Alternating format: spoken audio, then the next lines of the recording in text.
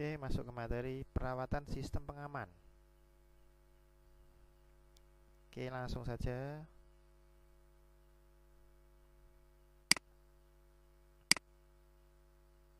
Latar belakang ya, dari untuk belajar sistem pengaman di sini, latar belakangnya itu listrik mengalir dalam rangkaian kelistrikan sesuai dengan besarnya tahanan pada rangkaian.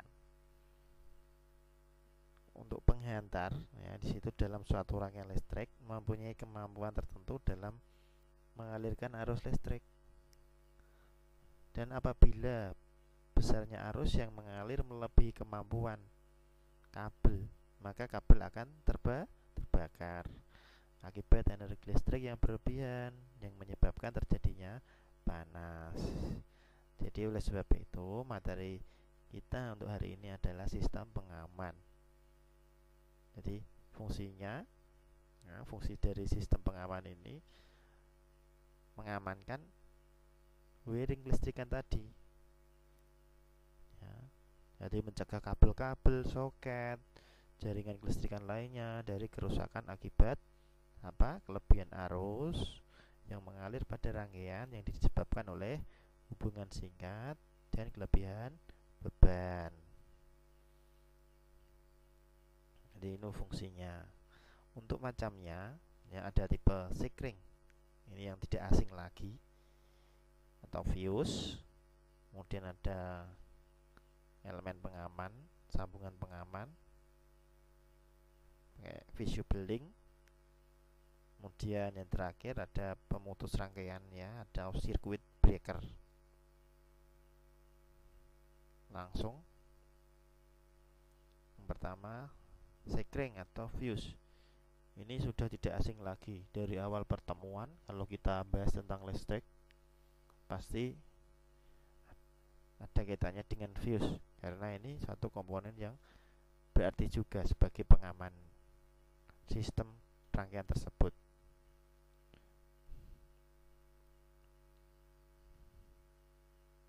Nah, kita lihat di sini untuk fuse. Jadi ada kabel dari sumber tegangan, di sini biasanya baterai. Kemudian ada fuse banyak di sini. Nah, ini disalurkan di wiring. Misalnya ada rangkaian lampu kepala, rangkaian klakson. Jadi ini dibagi masing-masing sistem.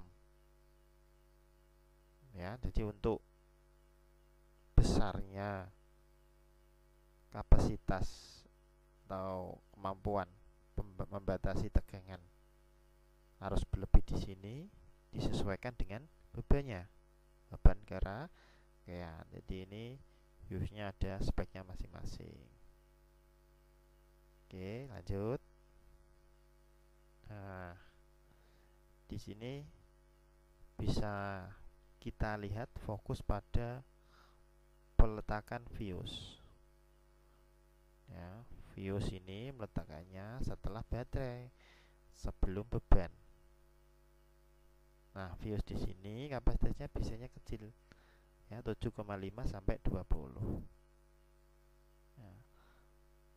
Bagaimana sekring yang baik atau sekring yang buruk?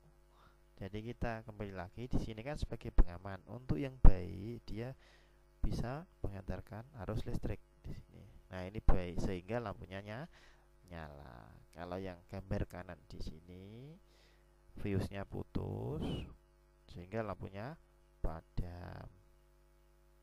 Nah, sekring di sini putus kenapa? Bisa jadi kelebihan arus, bisa jadi terjadi hubungan singkat, maka sekring ini putus. Oke, paham ya? Lanjut. Nah, di sini fokus mengenai lokasi-lokasi fuse ya. Fuse biasanya diletakkan dalam fuse box. Ada yang di dalam bawah setir pengemudi, ada yang di ruangan mesin, ada di sagi penumpang di sini. Jadi beda-beda tiap kendaraan. Ya, di sini untuk penempatannya memang disesuaikan dengan posisi apa yang pas di sini.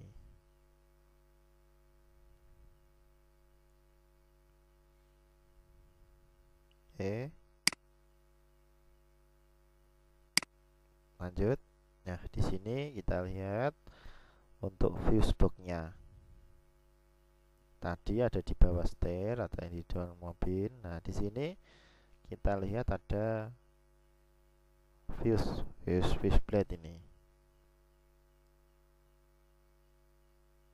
Nah, ini. Kemudian di sini ditutupnya, di sini ada denahnya dan ukuran kapasitas dari fuse tersebut. Jadi kita mudah dalam penggantian,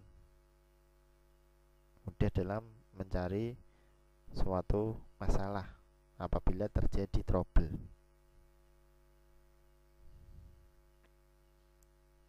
Sini ada dua model sekring ya. Ada tipe bilah, orang menyebutnya tipe blade di sini. Ada tipe tabung kaca atau cartridge. Nah, ini yang model lama. Kalau yang sekarang modelnya seperti ini. Jadi untuk yang tipe blade ada yang mini, ada yang standar, ada yang besar. Ini hanya modelnya saja. Jadi bentuknya kecil, ada yang kapasitasnya besar ada. Jadi ini hanya adanya modelnya saja di sini. Untuk di kendaraan EV biasanya ini kecil. Untuk yang lama ini biasanya ini untuk audio biasanya besar. Untuk warnanya sekarang ya. Di sini yang kiri ini kapasitasnya, yang kemudian yang di kanan ini warnanya. Tadi ada 10 merah, 15 biru, 20 kuning, dan seterusnya di sini. Ini wajib dihafalkan ya, dihafalkan. Ini sering muncul dalam ujian biasanya. Oke, next. Nah, ini yang tipe lama. Tadi tipe cartridge. Ya, dari tipe cartridge di sini yang model lama masih menggunakan tabung kaca. Next.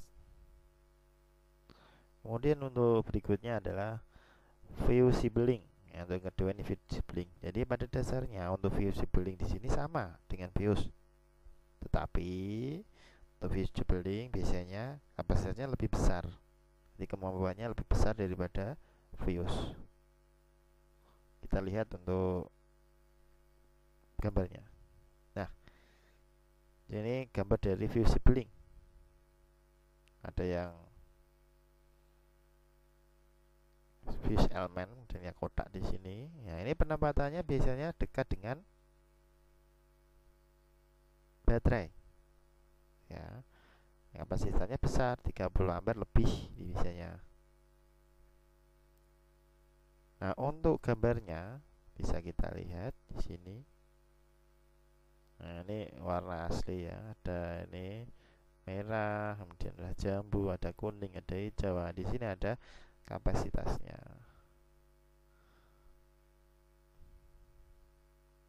Jadi ada warna, selain warnanya di sini juga ada di kacanya, di sini ada tulisannya.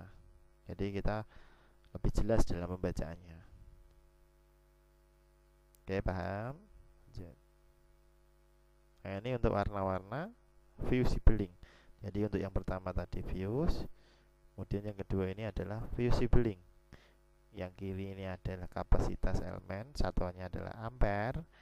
Kemudian yang kanan di sini adalah warna. Jadi mulai dari 30 ampere di sini warna merah jambu, 40 ampere hijau, 50 ampere merah, dan seterusnya sampai 100 ampere di sini warna biru. Nah, ini juga wajib dihafalkan untuk warna-warna fusibling. Oke, saya kira udah paham. Oke, berikutnya Nah, ini mengenai lokasi yang sudah saya ceritakan tadi. Jadi lokasinya dekat dengan baterai. Nah, ini view sibling semua ini di sini. View sibling. Oke, paham ya? Lanjut. Nah, di sini ada pemutus rangkaian atau circuit breaker. Nah, di sini biasanya ada pada rangkaian-rangkaian yang rumit, power window, alarm, ya, dan lain sebagainya. Di situ menggunakan komponen circuit breaker. Bentuknya seperti ini.